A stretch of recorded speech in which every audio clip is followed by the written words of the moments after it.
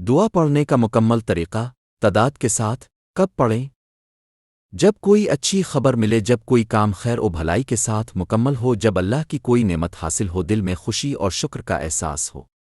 کتنی مرتبہ پڑھیں؟ کم از کم 1 مرتبہ، بہتر 3 مرتبہ، زیادہ شکر کے لیے 7 مرتبہ۔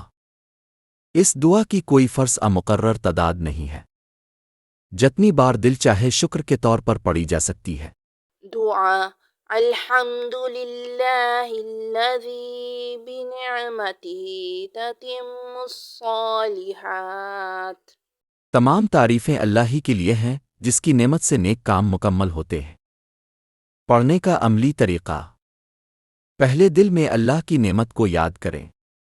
ادب کے ساتھ بیٹھ جائیں یا کھڑے ہو کر بھی پڑھ سکتے ہیں۔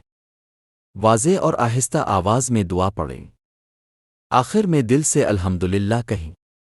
چاہیں تو ہاتھ اٹھا کر بھی پڑھ سکتے ہیں، لازم نہیں۔